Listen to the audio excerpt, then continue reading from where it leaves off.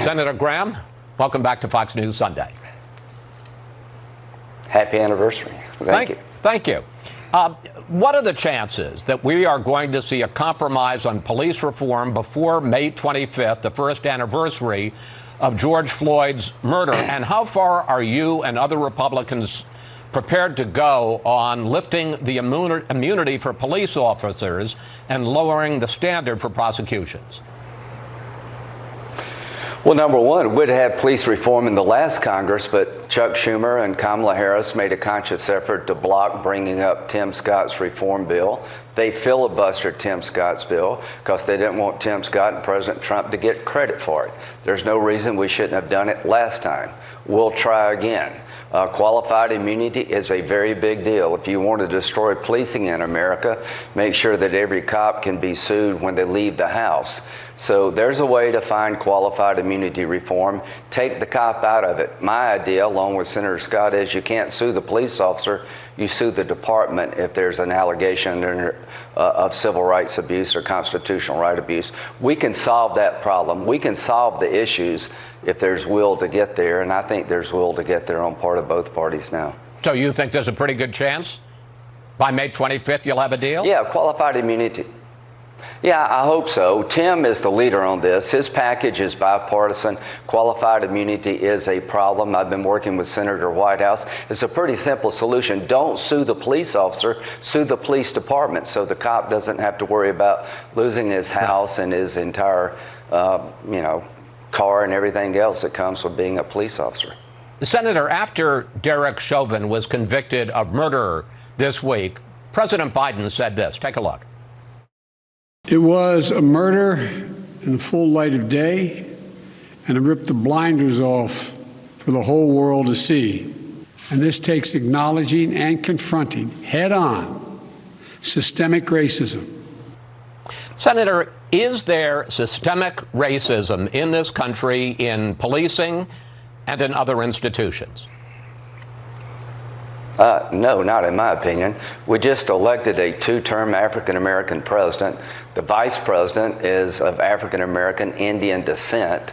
So our systems are not racist. America is not a racist country. Within every society, you have bad actors.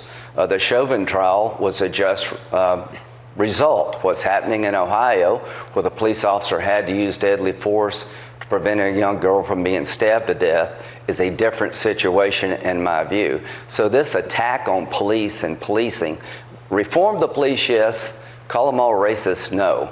America is a work in progress, but best place on the planet, and Joe Biden spends a lot of time running the place down. I wish he'd stop it. We are coming up this week on Joe Biden's 100th day in office. As you know, of course, he's going to give that big speech to Congress.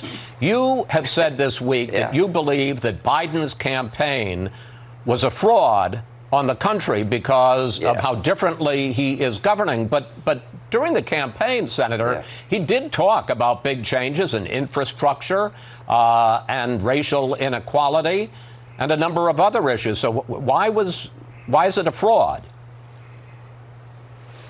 Well, during the campaign, he made us all believe that Joe Biden would be the moderate choice, that court packing was a bonehead idea. All of a sudden, we got a commission to change the structure of the Supreme Court, making D.C. a state. I think that's a very radical idea that will change the makeup of the United States Senate. AOC said his first 100 days exceeded her expectations. That's all you need to know. I like Joe Biden, but I'm in the 43%. He's been a disaster on foreign policy. The border is in chaos. The Iranians are off the mat. He's opening up negotiations with the Iranian regime, and they haven't done a damn thing to change. Afghanistan's going to fall apart. Russia and China are already pushing him around. So I'm very worried. I think he's been a very destabilizing president, and economically he's throwing a wet blanket over the recovery, wanting to raise taxes in a large amount and regulate America basically out of business. So I'm not very impressed with the first 100 days. This is not what I thought I would get from Joe Biden. I want to pick up on one of your last points there. You say that you believe that this president and Democrats in Congress have been involved in a power grab, but I think they would push back by saying, look, we passed COVID relief without a single Republican vote in either the House or the Senate. And as we talk now about infrastructure and social programs that the president is proposing, would you, or do you know of any Republican who would support paying for that by raising taxes on either corporations or the wealthy? Well, I don't think the pay-fors that they have are going to sell to the Republican Party, but if you want some good news on the 25th anniversary of your show, there's probably an $800 to $900 billion infrastructure bill that we could all agree on. Joe Manchin has a pay-for. I'm not going to raise corporate taxes to 28%. At the end of the day, I'm willing to not pay for some of the infrastructure spending because I think it over time pays for itself. We're not going to do a couple $1 trillion. 85% of it's got nothing to do with infrastructure, but I think there's a bipartisan compromise coming about. Watch Joe Manchin. Joe's going to be a key player here. I met with him a couple of days ago. I think there's a sweet spot on infrastructure where we can find pay-fors that won't hurt the economy. If you raise taxes now, you're going to destroy jobs. I got less than a minute left here, Senator, but you say Joe Manchin's talking about raising corporate taxes not to 28%, but from 21% to 25%. The Republican plan doesn't have any tax increases in it. Right. Are you willing to go for a corporate tax increase to 25%? I'm going to talk to Joe about it. I want to make sure it doesn't hurt the economy. We're competing with the world writ large.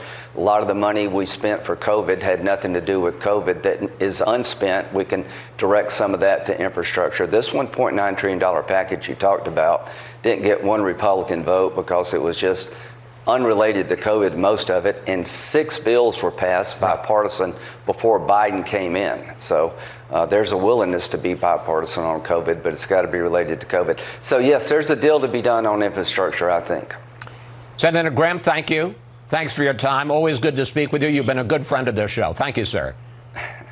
Thank you, sir. Thank you.